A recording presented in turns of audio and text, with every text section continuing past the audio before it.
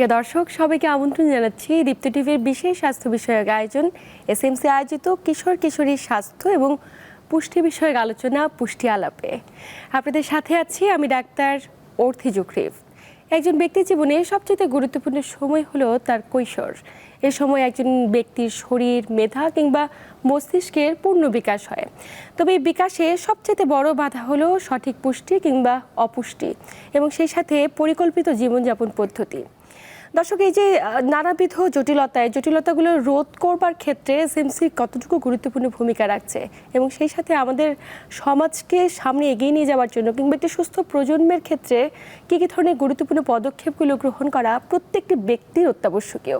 আজ আমরা কথা বলবো এই প্রত্যেকটি বিষয় নিয়ে এবং আলোচনা করবার জন্য স্টুডিওতে আমাদের সাথে উপস্থিত আছেন তসলিম উদ্দিন খান, যিনি ব্যবস্থাপনা পরিচালক ও সিইও এসএমসি, এবং আমাদের সাথে আরও উপস্থিত আছেন কাজী এ.কে মহিউল ইসলাম, সাবেক মহাপরিচালক, পরিবার পরিকল্পনা অধিদপ্তর। স্যার, দুজনকেই স্বাগত আমাদের আজকের আয়োজনে। বাংলাদেশের কিশোর কিশোরীদের একটি কিশোরীর গর্ভধারণের হার, কিশোর কিশোরীদের নানাবিধ জটিলতা নিয়ে আলোচনা করব, কিন্তু একটু কিশোরীদের বিষয়টিতে শুরুতে আসতে চাই।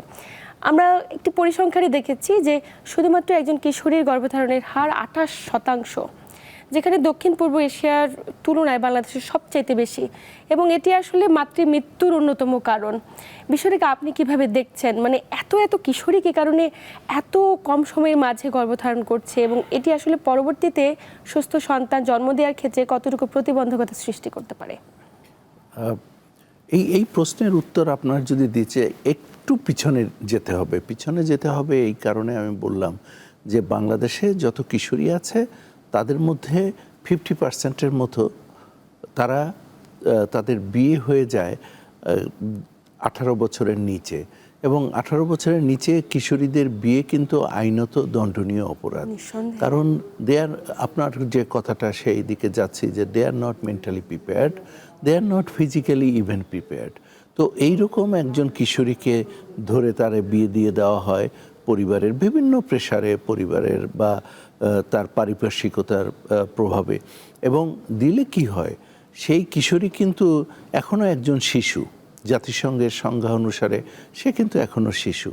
একজন শিশু যখন বিয়ে হয়ে যায় তখন তার কিছুদিন পরে দেখা যায় ইনলজদের প্রেসারে বা যেভাবেই হোক তারা হয়তো নলেজ কন্ট্রাসেপশন সম্পর্কে এতটা নাই, আমি রিজনটার দিকে যাচ্ছি না কিন্তু কনসিকুয়েন্সের দিকে যাচ্ছি, যে তারা প্রেগনেন্ট হয়ে যায়। ওই যেটা আপনি বললেন 28টা, প্রায় 1/3-এর মতো দেখা যায় যে কিশোরীর তারা বিয়ের পরে 18 বছরের আগেই তারা প্রেগনেন্ট হয়ে যায়। তো এইটা একটা অত্যন্ত ঝুঁকিপূর্ণ একটা আচরণ বাংলাদেশের জন্য। এবং এই যে কিশোরী যে তার বিয়ে হয়ে গেল, সে কিন্তু নিজেও তার হয়তো দেখা যাবে ম্যালনারিশ, তার নিউট্রিশনের অভাব আছে, তারপরে সে মেন্টাল এবং ফিজিক্যাল কন্ডিশন, যেটা একটু আগে বললাম, ইজ নট অ্যাপ্রোপ্রিয়েট। তো সেখানে শারীরিক গঠনই হয় না এই বয়সে। এক্স্যাক্টলি, এটা শারীরিক গঠন হয় না, কিন্তু তার মধ্যে আরেকটা শিশু, একটা শিশুর মধ্যে আরেকটা শিশু, এবং তার যে খাবারের প্রয়োজন সেটাও হয়তো পায় না, তার যে যতটুকু পরিশ্রম না করা উচিত সেটাও করে, এবং তার জন্য যতটুকু বিশ্রামের দরকার সেটাও হয়তো পায় না। এই সার্বিকভাবে তখন দেখা যায় কিশোরীর তার জীবনের উপরে একটা বিরাট ঝুঁকি নেমে আসে। একদমই। এবং এই কিশোরীটা যখন গর্ভধারণ করে, মানে আমাদের সমাজে এই যে আপনি যে কারণগুলো বললেন, যে প্রেক্ষাপটগুলো আমরা দেখছি, দেখা যায় যে আমাদের দাদি নারীরা ওই বাচ্চাগুলোকে, কিশোরীগুলোকে বলে যে তোমার বিয়ে হয়ে গেছে। এখন একজন একজন নারীর জীবনের পরিপূর্ণতা মানেই তার সন্তান, এবং বিয়ের 1 বছরের মাঝে যদি সন্তান না হয় তার মানেই সে অপরিপূর্ণ। ওই জায়গা থেকে দেখা যায় ইনকারেজ করতে থাকে যে এখন সন্তান নিতেই হবে, কিন্তু আমরা এটা কখনো মাথায় রাখছি না যে সুস্থ সন্তান কতটুকু জন্ম দিতে পারবে। এই বিষয়টি নিয়ে আপনার কিছু বলার রয়েছে? দেখেন, বলার তো অবশ্যই আছে। আমরা যারা এই পাবলিক হেলথে কাজ করি, জনস্বাস্থ্যের কাজ করি, তারা জানি যে এই যারা অ্যাডোলেসেন্ট এবং তারা প্রেগনেন্ট হয়েছে, তাদের সন্তান প্রসব করতে গিয়ে তাদের ঝুঁকি আরও বেশি, এবং দেখা যায় মাতৃমৃত্যু তাদের মধ্যে প্রায় দ্বিগুণ। এটা একটা বিরাট বৈষম্য, যে একটা কিশোরী সে সুস্থভাবে তার জীবন শুরু করবে এবং পরিণত বয়সে তার সন্তান হবে, তার বিয়ে হবে এবং সে সুস্থ থাকবে। আমরা বলি 18, 20, 35, 3, অর্থাৎ 18 বছরের আগে বিয়ে না, 20 বছরের আগে সন্তান না, এবং 35 বছরের পরেও সন্তান না, দুইটা সন্তানের ব্যবধান হওয়া উচিত কমপক্ষে 3 বছর। এর যদি ব্যত্যয় ঘটে কোনোটাই, আমি 4টা ইস্যুর কথা বললাম, এর যদি ব্যত্যয় হয় তাহলে সেখানে দেখা যায় মাতৃমৃত্যুর হার বেশি, সেখানে দেখা যায় শিশু মৃত্যুর হার বেশি। খুবই চমৎকার বলেছেন। ঠিক এই প্রসঙ্গে স্যার আপনার কাছে আসতে চাই যে দক্ষিণ এশিয়ার দেশগুলোর মাঝে আমরা একটু পরিসংখ্যান থেকে আপনার কাছে আসি প্রশ্নে, যে 15 থেকে 19 বছর বয়সী যে কিশোরীরা রয়েছে তাদের মধ্যে দেখা যাচ্ছে যে খুব আর্লি এজে এই সময়টার মধ্যে তারা সন্তান ধারণ করছে এবং তাতে করে মাতৃমৃত্যুর সংখ্যা অনেক মাত্রায় বেড়ে গেছে, অনেক ক্ষেত্রে শিশুও মৃত্যু ঘটছে। এবং সাম্প্রতিক একটা গবেষণা করেছে যুক্তরাষ্ট্র এবং বিশ্ব ব্যাংক, তারা বলছে প্রত্যেক বছর সন্তান জন্ম দিতে গিয়ে শুধুমাত্র 4,000 মা মৃত্যুবরণ করছে এই এক সন্তান জন্ম দিতে গিয়ে। মানে বিষয়টাকে আপনি কিভাবে দেখছেন, এত বড় একটি পরিসংখ্যান? অনেক অনেক ধন্যবাদ গুরুত্বপূর্ণ এই অনুষ্ঠান, এই আলোচনা শুরু করার জন্যে। আমাদের দেশে যে মাতৃমৃত্যুর হার, ওটা দিয়ে যদি আমরা শুরু করি তাহলে দেখা যাবে যে মাতৃমৃত্যুর হার আগের চাইতে কমেছে, কিন্তু এখনও আমরা কাঙ্ক্ষিত জায়গায় পৌঁছতে পারি নাই। এবং আপনি জানেন যে সাস্টেনেবল ডেভেলপমেন্ট গোলস তারা কিন্তু নির্ধারণ করেছে যে 2030 সালের মধ্যে আমাদের মাতৃমৃত্যু এসে দাঁড়াতে হবে অন্তত 70 জন পার 100,000 লাইভ বার্থ, প্রতি 1 লক্ষ জীবিত জন্মে 70 জন মায়ের মৃত্যু হতে পারে। আচ্ছা, কিন্তু যদিও আমরা একটা মায়েরও মৃত্যু হোক চাই না, কখনোই নয়, কিন্তু এখানে দেখা যাচ্ছে যে এই মাতৃমৃত্যুর হার 70-এর দ্বিগুণেরও কিন্তু বেশি এখনো আমাদের দেশে, বাংলাদেশে। যেটা এমডি এবং সিও সাহেব বলছিলেন যে আমাদের কিশোরীদের বিয়ে হয়ে যায় এবং 18-র নিচে বিয়ে হয়ে যায়, এগুলোই কিন্তু আমাদের সমস্যার মূল সূত্রপাত। একদম। এবং আমাদের দেশে পরিচালিত একটা গবেষণা, এটা ল্যান্সেট জার্নালে প্রকাশিত হয়েছে, যে 20 থেকে 24 বছর বয়সী যে মায়েরা, কিশোরীরা, আমরা কিশোরী বলতে বা পারি, কিশোরী 20 থেকে 24-এর মধ্যে যারা সন্তান প্রসব করে থাকেন, আর 18 বছরের নিচে যদি কারোর বিয়ে হয়ে যায়, ওই মায়েদের মৃত্যুর সম্ভাবনা এই 20 থেকে 24 বছরের মায়েদের চাইতে দ্বিগুণ।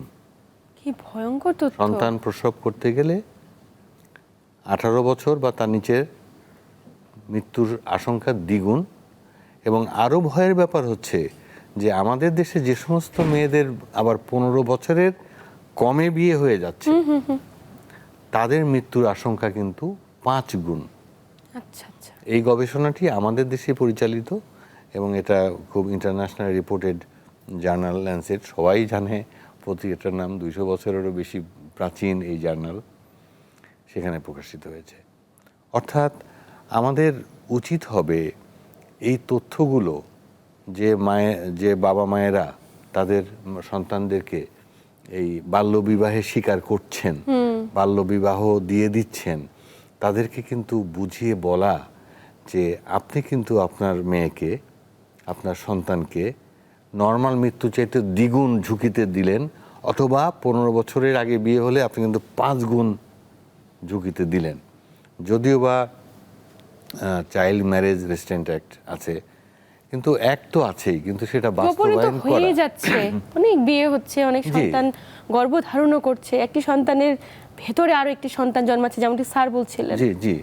তো এই বিষয়গুলো, এই অসুবিধাগুলো এবং এই আশঙ্কাগুলো খুব ভালো করে কমিউনিকেট করা দরকার উইথ দি প্যারেন্টস, বাবা মায়ের সঙ্গে।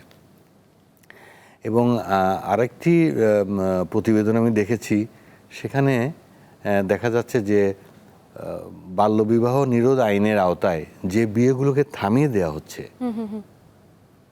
কোনো না কোনোভাবে কমিটির লোকজন, স্থানীয় চেয়ারম্যান, উপজেলা নির্বাহী অফিসার বা আইন প্রয়োগকারী যে কোনো সংস্থার লোকজন গিয়ে থামিয়ে দিচ্ছে হয়তোবা, কিন্তু তার 90% কিন্তু বিয়ে আবার হয়ে যাচ্ছে। কোনো না কোনো ভাবে ভিতরে ভিতরে নেগোশিয়েট ভিতরে করে ভিতরে ফেলছে। এলাকা পরিবর্তন করে দুঃসম্পর্কীয় কোনো আত্মীয়র বাড়িতে গিয়ে অন্য জেলায় গিয়ে দেখা গেছে যে তাদের প্রায় 90% বিয়ে হয়ে সম্পূর্ণ যাচ্ছে। হয়ে যায়। এবং এরা সবাই কিন্তু অ্যাড করছে টুয়ার্ডস ম্যাটারনাল মর্টালিটি রেশিও, মাতৃমৃত্যুর হারে কিন্তু তারা অ্যাড করছে। কারণ যেটা এমডি সাহেব বলছে যে শিশুর মধ্যে শিশু, তার মানে কারোরই কিন্তু আর সুস্বাস্থ্যের বিষয়টা এখানে নাই।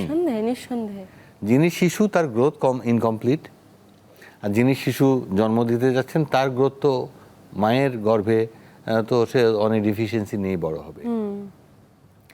তো সব কিছু মিলিয়ে এগুলোকে থামাতে হবে, এগুলোকে থামাতে হবে। আমরা দেখতে চাই যে বিশ্বে বাল্যবিবাহের দিক থেকে বাংলাদেশ যেন অনেক বেশি উন্নতি করেছে, এটা আমরা দেখতে চাই। যদিও আমাদের কিন্তু বাল্যবিবাহের হার বিশেষ করে বিলো 15 এটা কিন্তু বেড়েছে, একদম এটা বেড়েছে। মানে এই জায়গাগুলোতে সচেতনতা বৃদ্ধি করবার জন্যই তো আমাদের আয়োজনগুলো, প্রত্যেকটি ব্যক্তিকে যেন সচেতন করতে পারে। এছাড়াও সরকার কিংবা বিভিন্ন বেসরকারি সংস্থার পক্ষ থেকে আরও উদ্যোগ নেওয়াটা খুব বেশি জরুরি হয়ে গিয়েছে। যেন আপনি বলছিলেন যে পরিসংখ্যান অনেক বেশি বলছে যে 15 বছর নিচে কিশোরীরা অনেক বেশি বিয়ে এবং গর্ভধারণ করছে এবং তাতে করে মৃত্যুর হার বেড়ে যাচ্ছে। বিষয়গুলোতে আপনার কাছে আরও আসবো, কিন্তু একটু স্যার আপনার কাছে যেতে চাই যে আমরা খুব সাম্প্রতিক সময়ে অনেক গবেষণার মাধ্যমে দেখেছি বা শুনছি এবং আপনাদের মাধ্যমেও জানছি যে কিশোর কিশোরীদের মাঝে অপুষ্টি এখন একটি বড় জনস্বাস্থ্য সমস্যা হয়ে দাঁড়িয়েছে। আমরা এই অপুষ্টিকে কী কারণে কোনোভাবে রোধ করতে পারছি না এবং অপুষ্টির কারণগুলো আসলে কি? দেখেন, অপুষ্টির কারণ কিন্তু অনেক। আমরা আগে আমাদের যে প্রোগ্রাম ছিল, জাতীয় প্রোগ্রাম, সেখানে আমরা বলেছিলাম যে iron folic acid is the solution. কিন্তু আয়রন ফলিক অ্যাসিড 2টা উপাদান মাত্র, আরও অনেক উপাদান আছে, আরও অনেক মাইক্রোনিউট্রিশন আছে, সেগুলোর ডেফিসিয়েন্সি হয় এবং এই ডেফিসিয়েন্সিতে কিন্তু অনেক রকমের প্রবলেম হয়। তো এই দেখা গেছে যে একটা স্টাডি হয়েছিল, সেখানে নন ল্যাকটেটিং মাদার্স এবং নন প্রেগনেন্ট মাদার্স এদের মধ্যে একটা স্টাডি, সেখানে দেখা গেছে 44% মতো জিঙ্কের ডেফিসিয়েন্সি আছে এই ধরনের মাদের মধ্যে। আয়োডিনের অভাব আছে 30%, তারপরে আপনার আরও অনেক ভিটামিন ডি এর অভাব আছে প্রায় 72% মতো। তো এইরকম বিভিন্ন মাইক্রোনিউট্রিশন তার অভাব আছে এবং এক একটার অভাবের জন্য এক এক রকমের কিন্তু ইম্প্যাক্ট থাকে। সবচেয়ে মজার কথা হলো অ্যাডোলেসেন্টের মধ্যে এই অভাবটা আরও বেশি থাকে এবং সে যখন প্রেগনেন্ট হয় তখন আরও বেশি, আরও অ্যাগ্রাভেট করে সিচুয়েশন। এবং এর ফলে কি হয়, একজন অ্যাডোলেসেন্ট মা যখন সন্তান জন্ম দেয়, সেইখানে প্রায় 18টা শিশু 100টা সন্তানের মধ্যে ডেলিভারি যে হয় তার মধ্যে 18টা আন্ডারওয়েট হয়। আন্ডারওয়েট কেন? আন্ডারওয়েট 2.5 কেজির নিচে যদি একটা শিশু হয় তা আমরা তাকে ধরে নেই আন্ডারওয়েট। এই যখনই আন্ডারওয়েট হলো মানে সে ম্যালনারিশ, এবং এই শিশু পরিণত বয়সেও যখন চলে যাবে তখনও কিন্তু তার মধ্যে হাইপারটেনশন হওয়ার সম্ভাবনা বেশি থাকবে, ডায়াবেটিক্স হওয়ার সম্ভাবনা তার মধ্যে বেশি থাকবে। অর্থাৎ এটা একটা পরম্পরায় চলে আসবে, এটা একটা ভিসার সাইকেল। ওই মেয়েটি তার নিউট্রিশনের অভাব ছিল, মাইক্রোনিউট্রিশনের অভাব ছিল, তারপরে তার যে সন্তান সেও ওই মাইক্রোনিউট্রিশনের অভাব, আবার যদি তার অল্প বয়সে বিয়ে হয়ে যায়, দ্যাটস এ ভিসার সাইকেল। এই ভিসার সাইকেলটা, এই দুষ্ট চক্র থেকে বেরিয়ে আসতে হবে। সবাইকে অ্যাটলিস্ট একটা পরিণত বয়সে বিয়ে করতে হবে, তার নিউট্রিশনের অভাব দূর করতে হবে এবং সে মাল্টিপল মাইক্রোনিউট্রিশন, যেটা অর্থাৎ প্রায় 15টার মতো ইনগ্রিডিয়েন্ট আছে, সাথে ক্যালসিয়াম, এগুলোর অভাব আছে কিনা দেখতে হবে এবং সে ব্যাপারে পদক্ষেপ নিতে হবে। খুব জরুরি। আরো বিস্তারিত জানবো যে এই যে মাল্টিপল মাইক্রোনিউট্রিয়েন্ট সাপ্লিমেন্টের আসলে গুরুত্বটা কি কারণে এত অপুষ্টি বাড়ছে এবং আমরা আসলে প্রতিরোধ ব্যবস্থা গড়ে তুলতে পারছি না কেন, জানার আছে অনেক কিছু। আপনি একটা চমৎকার বিষয় বলেছিলেন, একটি তথ্য, আন্তর্জাতিক স্বাস্থ্য সাময়িকী ল্যান্সেটের একটি গবেষণাকে আপনি উল্লেখ করেছেন।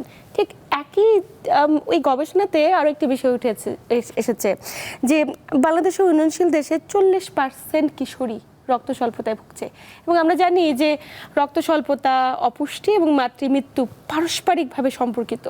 বিষয়টিকে আপনি কিভাবে দেখছেন? এটা আরেকটি গুরুত্বপূর্ণ অংশ আমাদের কিশোরীদের স্বাস্থ্য বা মাতৃমৃত্যু এগুলোর সঙ্গে খুবই সম্পর্কিত।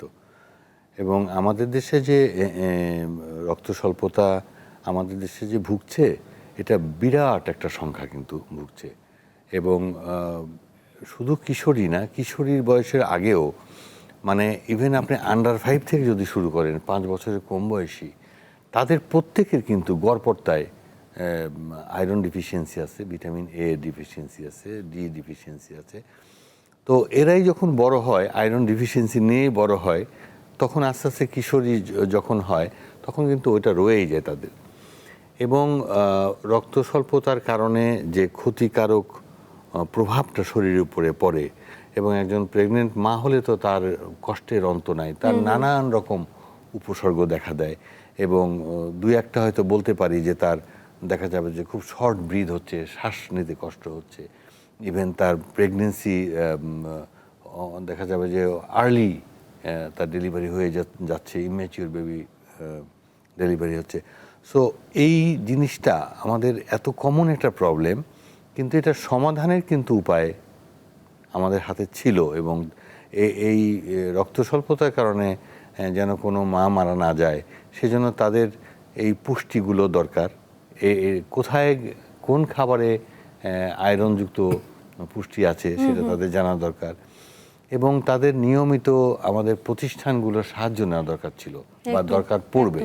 সেটা হচ্ছে যে ওয়ার্ল্ড হেলথ অর্গানাইজেশনের সাজেশন অনুযায়ী কমপক্ষে 4টা অ্যান্টিনেটাল কেয়ার কিন্তু লাগবে।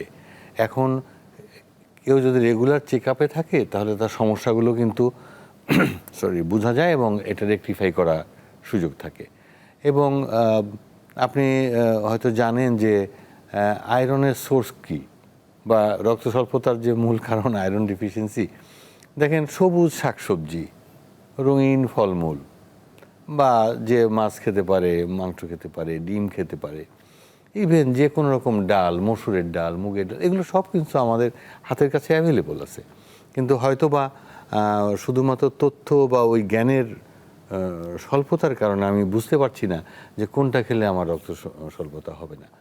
তো হাতের কাছের এই জিনিসগুলোকে যথেষ্ট ব্যবহার করা উচিত। এবং শুধু আয়রন ডিফিসিয়েন্সি না, অন্যান্য যে সমস্ত পুষ্টিগুলো আছে, পুষ্টি উপাদান আছে, ম্যাক্রো এবং মাইক্রোনিউট্রিয়েন্টস, সবই কিন্তু দরকার। এখন সাধারণ একটা মানুষের পক্ষে ম্যাক্রো এবং মাইক্রো এটা ডিফারেন্সিয়েট করে খাওয়া বা বেছে বেছে খাওয়া তার জন্য হয়তো অনেক কষ্টের হতে পারে, বা সে নাও জানতে পারে। কিন্তু তার এই কমন ফুডগুলো, যেগুলো সবুজ শাকসবজি, হাতের কাছে যেগুলো আছে, ডাল জাতীয় ফসল, মিষ্টি আলু, মিষ্টি কুমড়া, এগুলো খেলে তাদের কিন্তু এই ডিফিসিয়েন্সিটা অনেকখানি দূর করা যাবে। এবং তারা তাদের রেগুলার চেক আপে থাকতে হবে। কারণ আমাদের হেলথ সিকিং বিহেভিয়ারটা ভালো না। কেন ভালো না? আমাদের কিন্তু জেলা পর্যায়ে, উপজেলা পর্যায়ে, ইউনিয়ন পর্যায়ে আমাদের অনেক কিন্তু হেলথ ফ্যাসিলিটিস আছে, হসপিটাল আছে, বা ইউনিয়ন ফ্যামিলি ওয়েলফেয়ার সেন্টার আছে, কিন্তু ওগুলোতে তো যেতে হবে। আমাদের যেমন পরিবার পরিকল্পনা অধিদপ্তরের পক্ষ থেকে অ্যাডোলেসেন্ট ফ্রেন্ডলি হেলথ কর্নার করেছে অনেকগুলো সেন্টারে, কিন্তু সেখানে কিশোরীদের ভিজিটের পরিমাণ 30% মাত্র। তার মানে 70% কিশোরী ওখানে কিন্তু যাচ্ছে না, যেখানে গেলে সে কিন্তু তার স্বাস্থ্য এবং তার আনুষঙ্গিক অনেক, এই বয়সে তো পরিবর্তন হয় অনেক, এই বিষয়ে কিন্তু জানতে পারতো। কিন্তু স্যার, এই জায়গায় একটা ছোট্ট প্রশ্ন আমি আপনাকে করে রাখতে চাই। সেটা হলো, আপনি মহাপরিচালক হিসেবে দীর্ঘদিন এই জায়গাটিতে অবস্থান করেছেন এবং আপনি জানেন দেশের সার্বিক পরিস্থিতি। এই যে তারা যাচ্ছে না, আসলে মানে আমরা কিভাবে অ্যাওয়ারনেস বাড়াতে পারি? কেন তারা যাচ্ছে না? আসলে ল্যাকিংসটা কোন জায়গায়? অ্যাওয়ারনেসের অভাব? এই জায়গাটাতে আসলে কোন কাজটা করলে তাদেরকে আরও বাড়ানো যেতে পারে? হ্যাঁ, আসলে দেখেন, আমাদের কিন্তু টাইম টু টাইম অনেক দিবস উদযাপন করি আমরা, অনেক ইভেন্ট থাকে, পরিবার পরিকল্পনা সপ্তাহ অথবা ন্যাশনাল পপুলেশন ডে, এরকম অনেকগুলো ইভেন্ট থাকে।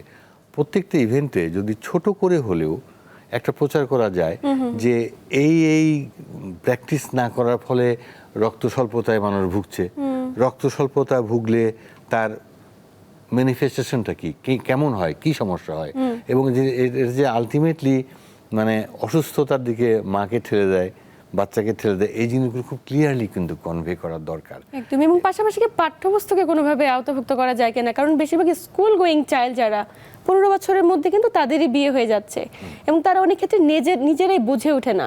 তারা নিজেরা সচেতন হলে পরিবারকে তারা জানাতে পারে যে আমি এই কারণে বিয়ে করতে চাচ্ছি না, যে আমি এখন সন্তান ধারণ করলে বা এখন আমার বিয়ে হলে আমার এই ধরনের শারীরিক এবং মানসিক জটিলতা হতে পারে।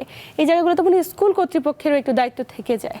হ্যাঁ, এই সমস্ত ইনিশিয়েটিভ যে নেওয়া হয়নি তা না, এগুলো আছে, কিন্তু আমার মনে হয় যে এগুলোর উপরে অনেক বেশি জোর দেওয়া দরকার। একদম জোর দেওয়া দরকার। স্কুল প্রোগ্রাম, স্কুলে সবাইকে এমন করে মোটিভেট করতে হবে যেন তারা বুঝে যে অপুষ্টি মানে শুধু অপুষ্টি না, এটা আগামীতে দীর্ঘস্থায়ী অসুস্থতার দিকে আমরা এগিয়ে যাচ্ছি। তারা যদি ভালো করে স্কুলে শিখতে পারে তাহলে কিন্তু তারা তাদের বাবা মাকে বলতে পারে যে বাবা বা মা, আমরা তো আজকে জানলাম যে এই সাধারণ সবুজ শাকে এই ভিটামিন আছে, ওগুলো আমাকে দাও না কেন। নিয়মিত খাদ্যাভ্যাসের তালিকায় যেন এগুলোকে ইনক্লুড করা হয়, এই সুষম জিনিসগুলো। একদমই অত্যন্ত চমৎকার কথা বলেছেন। আমি একটু স্যারের কাছে আসতে চাই যে স্যার, বাংলাদেশের মোট জনসংখ্যা তো 20% কিশোর কিশোরী, কিন্তু বেশিরভাগ ক্ষেত্রে দেখা যায় তারা ব্যক্তিগত স্বাস্থ্য সচেতনতা কিংবা পার্সোনাল কিংবা মেনস্ট্রুয়াল হাইজিন এগুলোর ক্ষেত্রে খুব একটা সচেতন নয়, বিশেষ করে প্রত্যন্ত এলাকাগুলোতে। এবং অনেক ক্ষেত্রে আমরা এটাও দেখি যে একজন কিশোরী হঠাৎ করে মেনস্ট্রুয়েশন শুরু হয়েছে বা শারীরিক যে পরিবর্তনগুলো হচ্ছে এগুলো নিয়ে পরিবারের সাথে খোলামেলা আলোচনা করে না। এক্ষেত্রে অনেক ধরনের জটিলতা হয়, অনেক ধরনের স্বাস্থ্য সংক্রামক ব্যাধিগুলো তার শরীরে বাসা বাঁধে। আসলে এই ক্ষেত্রে এসএমসি কি ধরনের ভূমিকা পালন করছে এবং আসলে কি ধরনের উদ্যোগ নেওয়া প্রয়োজন রয়েছে বলে আপনি মনে করেন? দেখুন, একটা গবেষণায় দেখা গেছে যে 70%-এর মতো কিশোরী যারা তাদের মিনিস্ট্রেশনে অ্যাপ্রোচ না হওয়া পর্যন্ত তারা জানতো না মিনিস্ট্রেশন কি। একদম, এটা কিন্তু একটা গবেষণার রেজাল্ট। তো এই যে একটা নলেজ গ্যাপ কিশোরীদের মধ্যে, অথবা রংলি তারা অনেক কিছু শেখে যেটার সাথে বাস্তবতার মিল নাই, এই দুইটাই কিন্তু ক্ষতিকর। তো এই সমস্যা আছে, কিন্তু সম্ভাবনাও আছে। সম্ভাবনা বলতে আমরা সোশ্যাল মার্কেটিং কোম্পানি বেশ কয়েক বছর যাবত আমরা স্যানিটারি ন্যাপকিন যেটা ইন্ট্রোডিউস করেছি, এবং এটা অত্যন্ত সাশ্রয়ী মূল্য এবং অ্যাভেলেবেল করেছি পুরো রুরাল এরিয়ায়, এবং 161টা উপজেলায় আমাদের কমিউনিটি মোবিলাইজেশন প্রোগ্রাম আছে। সেখানে আমাদের যারা রুরাল এন্টারপ্রেনিয়ার আছে, মহিলা গ্রামে গ্রামে এই পাবলিক হেলথ প্রোডাক্ট বিক্রি করে, অ্যাওয়ারনেস বাড়ায়, তো তারাও কিন্তু এটা বিক্রি করে যাতে করে ওই কিশোরীটি সহজে এই স্যানিটারি ন্যাপকিন পায় এবং স্বল্প মূল্যে স্যানিটারি ন্যাপকিন পায়। এটা একটা দিক। আপনি ঠিকই বলেছেন যে প্রবলেমটা দেখেন, প্রবলেমটা এত মারাত্মক, এখনও প্রায় 35%-এর মতো কিশোরী যারা স্যানিটারি ন্যাপকিন ইউজ করে না। তো না করলে কি হয়, এবং এরা একটু হার্ডকোর, একটু ডিফারেন্ট, একটু লো পারফর্মিং এরিয়া, সেখানেই বেশি, যেখানে মেসেজ কম যায় বা তারা এক্সপোজ না আধুনিকায়নের সাথে অতটা বেশি। তো এইসব কারণে তো সেখানে দেখা যায় যে পুরনো কাপড় তারা ব্যবহার করে, এবং এই কাপড় পুরনো যে ব্যবহার করে এটাও ঠিকমতো ক্লিন হয় না, বা সেটাও এক জায়গায় খুব গোপনে রেখে দিতে হয়। তো lot of secondary infection is associated with এই যে হ্যাবিট, তার এই হ্যাবিটের সাথে। তো আমরা দূর করতে চাই। আমরা স্কুল অ্যাডোলেসেন্ট প্রোগ্রাম হতে শুরু করে লোকাল কমিউনিটিতে আমরা অ্যাওয়ারনেস বিল্ড আপ করছি।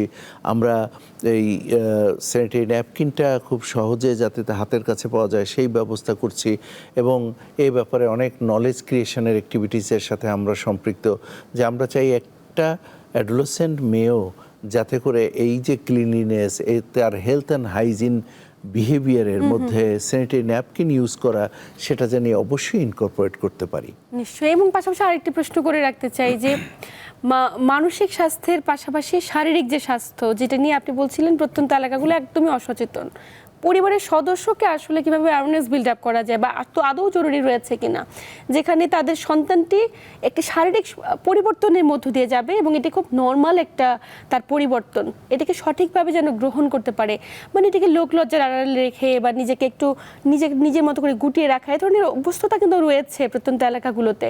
এই জায়গা থেকে আমরা কোনোভাবে ইনক্লুড করতে পারি কিনা অভিভাবকদের? এই জন্যই যে জিনিসটা সব থেকে ইম্পর্টেন্ট সেটা হলো সহজলভ্য করা, তাদের কাছে পৌঁছে দেওয়া। দেখুন আমি কেন এটা বলি, একটা অ্যাডোলেসেন্ট মেয়ে তার মাকে বা বাবাকে, বিশেষ করে বাবাকে বলবে ফার্মেসি থেকে স্যানিটারি ন্যাপকিন নিয়ে আসতে হবে, আমার ministration is very much approaching. এইটা বাংলাদেশি কালচারে আমি কি এক্সপেক্ট করতে পারি? এটা তো খুবই ডিফিকাল্ট। এই যে আমরা এক্সপেক্ট করতে পারছি না বা লুকিয়ে রাখে, এই জায়গাটি থেকে মনে হয় আমাদের আরেকটু সচেতনতা বাড়ানোটা জরুরি। ডেফিনেটলি সচেতনতা একটা দিক, আরেকটা দিক হলো যে ওই মেয়েটি সে তার বাবাকে না বলে সে নিজে কিভাবে সংগ্রহ করতে পারবে স্যানিটারি ন্যাপকিন, এটাও দেখা। এই দুইটা সমন্বয় করা দরকার। এই কারণে আমরা তো রাতারাতি অ্যাওয়ারনেস ক্রিয়েশন করে সিচুয়েশন পাল্টাতে পারবো না। তো এই বিষয়গুলোকে আমাদের অত্যন্ত গুরুত্ব দিতে হবে, আমাদের পাঠ্যপুস্তকে আরও ভালোভাবে এই বিষয়গুলো আনতে হবে, টিচারদের খোলামেলা ডিসকাশন করতে হবে। দেখেন আমরা যে স্কুল অ্যাডোলেসেন্ট প্রোগ্রাম করি, সোশ্যাল মার্কেটিং কোম্পানি আমাদের কিন্তু মাউসি অ্যাপ্রুভাল দিয়েছে, তাদের সাথে আমাদের পার্টনারশিপ আছে, আমরা এই কার্যক্রমটা পরিচালনা করি। অভূতপূর্ব সাফল্য, অভূতপূর্ব রেসপন্স পাওয়া যায়। কারণ মানুষ এই মেয়েরা জানতে চায়, অনেক ক্ষেত্রে তাদের এই জানার সুযোগটাও নাই। তো এইটা যদি আমরা চালু রাখতে পারি হয়তো অনেক পরিবর্তন আমরা দেখব। নিঃসন্দেহে চমৎকার একটি উদ্যোগ, কারণ খোলামেলাভাবে অনেক কিছু জানতে চাওয়ার যে ইচ্ছাটুকু এখন তৈরি হয়েছে, একটু সময় কিন্তু সেটিও ছিল না। অনেক কিছু তারা জানতো না এবং না জেনে নানা ধরনের ডিজিজ ক্যারি করতো, শুধুমাত্র আপনি যেমনটি বলছিলেন যে স্যানিটারি ন্যাপকিন ব্যবহার না করে এবং অসচেতন কিংবা পরিচ্ছন্নভাবে থাকার কারণে।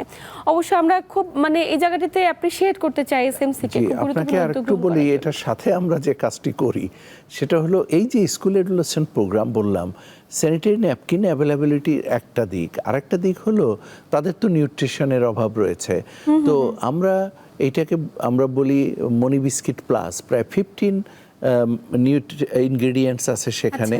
এবং এইটা যদি নিয়মিত কিশোর কিশোরীরা খায় তাহলে তাদের নিউট্রিশনের অভাব থাকবে না। এবং এইটা কিন্তু আমরা চাই যে তারা নিয়মিত খুব একটা যে কতগুলো ট্যাবলেট এবং কোন বয়সী থেকে শুরু করতে পারে এইটা আমরা বলি যে 6 থেকে 9 বছর এবং তার চাইতেও বেশি তারা চালু করবে, 15 বছর 16 বছর পর্যন্ত। এবং এই যে প্রতিদিন একটা করে বিস্কিট খেতে হবে, একটা স্যাশেটের মধ্যে একটা বিস্কিট প্রতিদিন খেতে হবে, এইভাবে কন্টিনিউ করতে হবে। এটাতে অনেক পুষ্টি রয়েছে। হ্যাঁ, একদিকে পুষ্টি ওই যে 15 ইনগ্রেডিয়েন্টস, তার জন্য যতটুকু চাহিদা দরকার সেটুকু আছে, এইটা একদিকে। আরেকদিকে হলো তার ক্ষুধা নিবারণ তো আছেই, তার স্বাস্থ্যের জন্য অন্য ক্ষেত্রে। তো এইটাও আমরা চালু করছি স্কুল অ্যাডোলেসেন্ট প্রোগ্রামে যখন যায় তখন তারা এই কার্যক্রমটাও করে। বাহ, এক্ষেত্রে আমরা আসলে অত্যন্ত আনন্দিত যে এত চমৎকার উদ্যোগ আসলে কিশোর কিশোরীদের কথা ভেবে এসএমসি গ্রহণ করেছে। আন্তরিক ধন্যবাদ আপনাদের প্রতি। ধন্যবাদ। স্যার, একটি বিষয় নিয়ে আসতে চাই যে গবেষণা বলছে বাংলাদেশের 1/3 কিশোর কিশোরী খর্বকায়, অর্থাৎ স্ট্যান্টিং, যেখানে প্রায় 36% বিবাহিত কিশোরী, 32% অবিবাহিত কিশোরী এবং প্রায় 22% অবিবাহিত কিশোর। এই যে একটি পরিসংখ্যান এবং এত কি কারণে খর্বকায় স্ট্যান্টিং, এটার সাথে কি অপুষ্টির কোনো সম্পৃক্ততা রয়েছে? অবশ্যই এরা সবাই ইন্টার রিলেটেড। বিশেষ করে খর্বাকৃতি একটা বাচ্চা কেন হয়, কেন স্টান্টেড হয়, এখন একটু পিছনে যেতে হবে, দেখতে হবে যে এই বাচ্চাটার যে মা, সে কি কিশোরী ছিল, সে কি সন্তান জন্ম দেওয়ার জন্য তার এনাফ ডেভেলপমেন্ট ছিল, তার স্টেচার কি ছিল, সে কত হাইট ছিল, নাকি সেও ম্যালনারিশ ছিল। তাহলে পরে ম্যালনারিশড হলে তার বাচ্চাও এরকম হবে।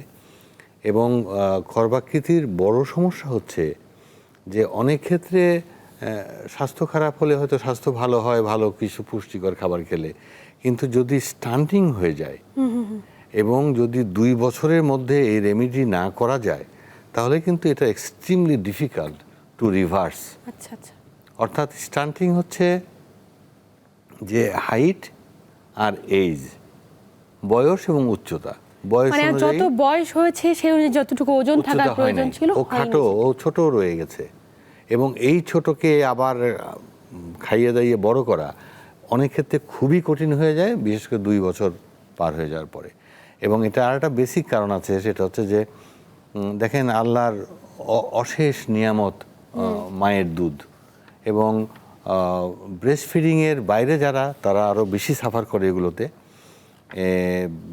বাংলাদেশের এক সময় খুবই আমরা গর্ব করে বলতাম যে আমাদের ব্রেস্ট ফিডিংয়ের পরিমাণ 65% বা তারও বেশি, কিন্তু আনফর্চুনেটলি এখন এটা কিন্তু কমে যাচ্ছে। আচ্ছা। কমে কমে সর্বশেষ আমি রিপোর্ট দেখলাম এটা 55%। তো যেখানে আমরা ব্রেস্ট ফিডিংয়ের মাধ্যমে অনেক সমস্যার সমাধান করতে পারতাম, একদম অ্যাভয়েড করতে পারতাম, সেটা না করে আমরা আবার সেই পার্সেন্টেজে আবার নিচের দিকে যাচ্ছি। তার মানে we are inviting more problems. এবং এই খর্বাকৃতি মানে হচ্ছে এদের অনেক রকম ডিফিসিয়েন্সি থাকবে, এদের ব্রেন ডেভেলপমেন্ট ঠিক মতো হবে না, এদের মাসল ডেভেলপমেন্ট ঠিক মতো হবে না, অপুষ্টির কারণে এদের বডিতে যেমন লোহিত কণিকা কমে যাবে, ওর আরও অনেক কিছুর অভাব আছে, ওর ভিটামিন B9 এর অভাব আছে, B12 এর অভাব এবং আছে, মেধার যে পরিমাণ বিকাশ হওয়া প্রয়োজন সেটাও তো হচ্ছে না, মেধার বিকাশ হচ্ছে না। তো মেধা বাড়ছে না, ব্রেন ডেভেলপ করছে না, এর চাইতে বড় ক্ষতিকর তো আর কিছু নাই। এর পরের কারণগুলো আমার না জানলেও চলবে, যে আমি যখন জানবো যে এগুলোর অভাবে আমার ব্রেন ডেভেলপমেন্ট হচ্ছে না, প্রজন্মকে এগিয়ে নেওয়ার জন্য বা একটি সুস্থ প্রজন্মকে সামনে, দেশকে সামনে নিয়ে যাওয়ার জন্য তো মেধাটা সবচেয়ে মেধা লাগবে। সুতরাং আমাদেরকে এখানে অনেক সিরিয়াসলি কাজ করতে হবে, এবং একটার সঙ্গে একটা এত ইন্টার রিলেটেড যে আপনি খর্বাকৃতির সঙ্গে মায়ের স্বাস্থ্য, মায়ের স্বাস্থ্যের সঙ্গে বাল্যবিবাহের সঙ্গে আইন না মানা, অজ্ঞতা, কোথাও আপনি দেয়াল টানতে পারবেন না, একটার সঙ্গে একটা সম্পৃক্ত।